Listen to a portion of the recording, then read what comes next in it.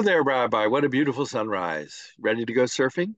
Yes, my board is all waxed and I'm ready to hit the waves, Joe.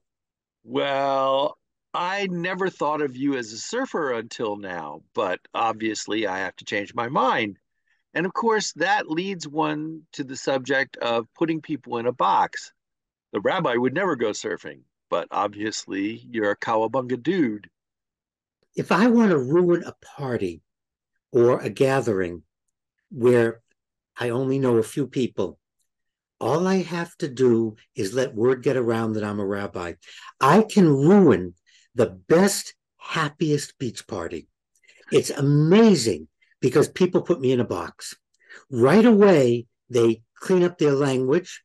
There's subjects they won't talk about. And then the next thing is they do rabbi shopping. And they'll come up to me and say, or would you do, or what would happen? Which means that they are looking or discussed or got the answer they didn't like. So all of a sudden, the word gets around, I can be a wet blanket, pigeonholed. They put me in a box and it spreads. Next, I was chaplain for 40 years in a psychiatric hospital. So sometimes I use a different approach at a party. Someone starts talking to me. What do you do? I don't say I'm a rabbi. What I say is I'm a chaplain in a psychiatric hospital. And I've been there for where it's 20, 30, 40, whatever the time frame was. And it can go either way. Sometimes people won't talk to me, won't say anything. And then sometimes they begin to tell me they about psychological problems, or I find out different medications people are on. I can go to a party and find people who are chronic depression, clinical depression, bipolar, and I can also find people telling me about family members with Alzheimer's disease. So that's a different box people put me in.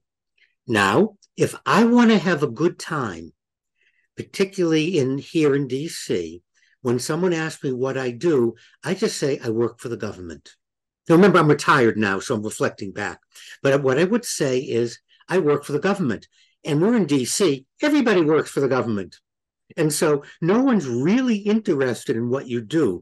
So I can have a good time at a party.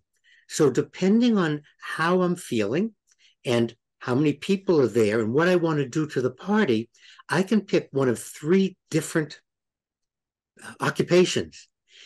I mean, isn't it okay to put people in a box sometimes? George Clooney said that in that movie where my grandmother used to put people in a box. She was right.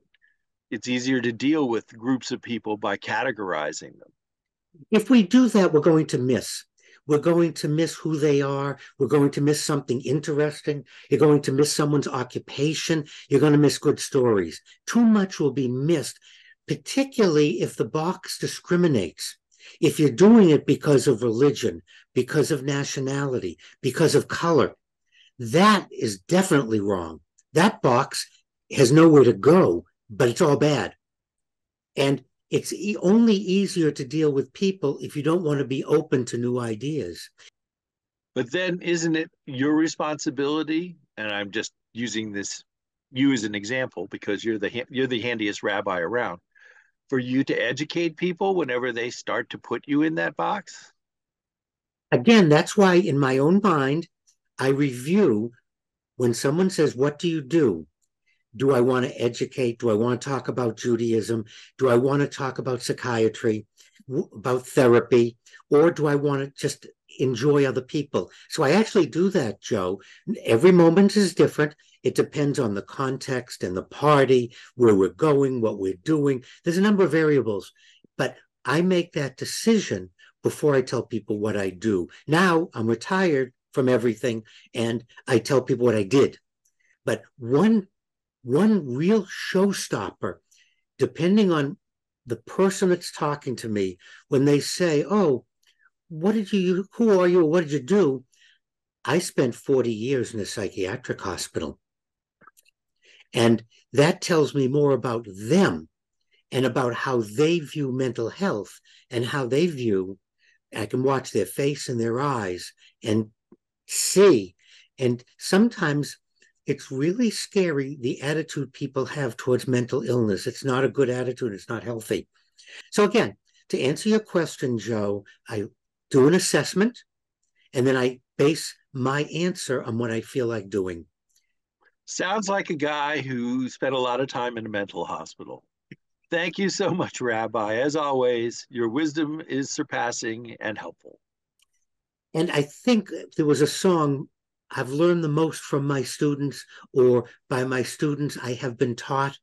And I want to end with that I've learned the most from both my patients, from congregants, and from individuals at parties, as much or more than I've learned from books.